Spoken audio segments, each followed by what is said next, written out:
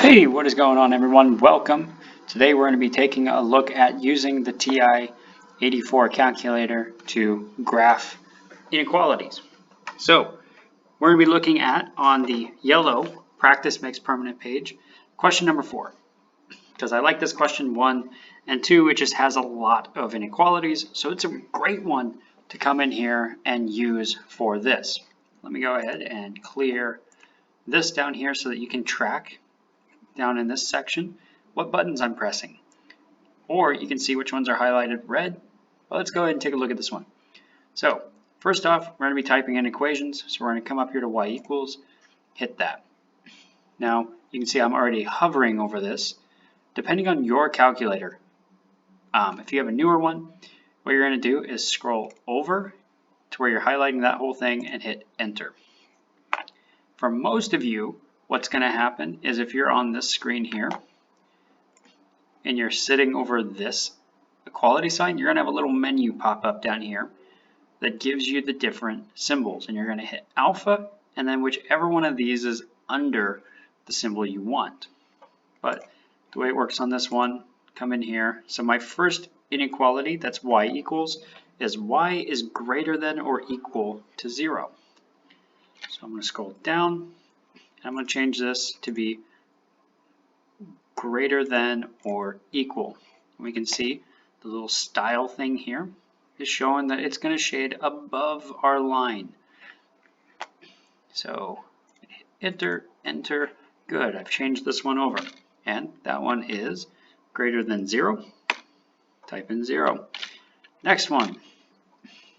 Come down here. I get that y is less than or equal to 9. And finally, I get, whoops, nope, black's good. Come down here, I want less than or equal to, and this is where we want to be careful with our parentheses. So parentheses, negative 2 divided by 5, parentheses, variable button here, the x value, x plus 10. So that's it for our y equations. So we're going to scroll up here to the corner and click on this x equals. And now we just do the same thing. So you're going to, for yours, alpha, and then up here. So I believe for your first one, x is greater, alpha graph. We'll change it. Scroll down. I want greater than or equal to. And this is going to be a 0. And then this one is going to be x is less than or equal to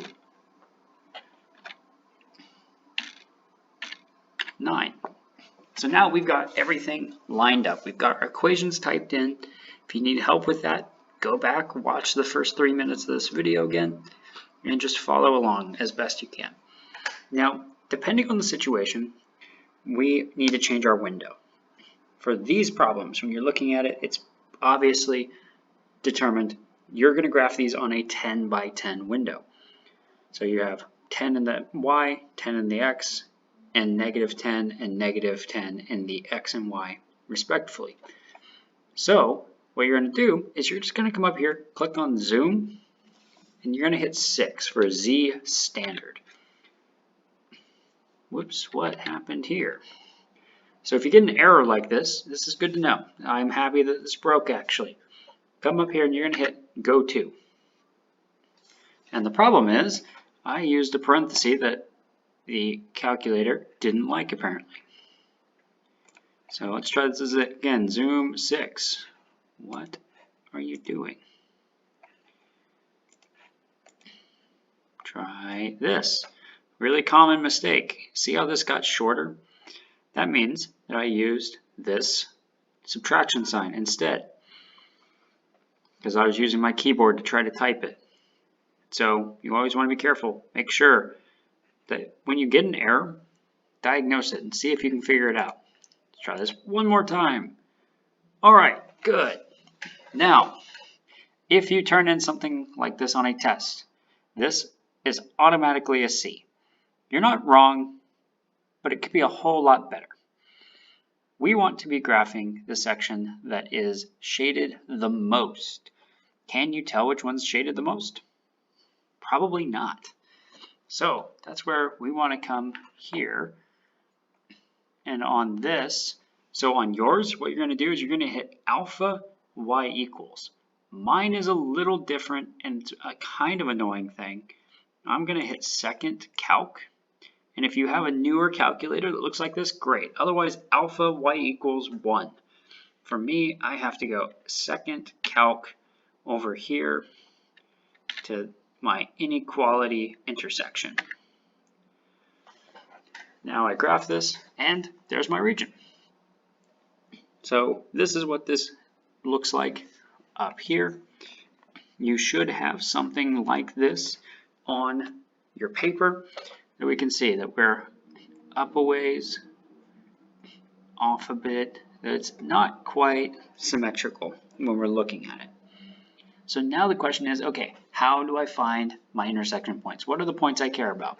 Well, we want this point, that point, this one, and this one. We should have 5 intersection points, 5 boundaries to the feasible region that we care about. So in order to find this, what you're going to do on your calculator, you're going to click alpha zoom, and that's going to take you into the points of interest thing. For me, and I think there's like 2 of you who have this calculator, you're going to hit second calc over to inequality and point of interest trace. So now what you're going to do is up here on this wheel here, so if you click sideways, so first off we want to write down 0, 0 is one of our corners of the shaded region. If you click on the side arrows, it's going to take you along one line in one plane. So 9, 0 is another one of the points we want. Click over. Okay, we're back to this one.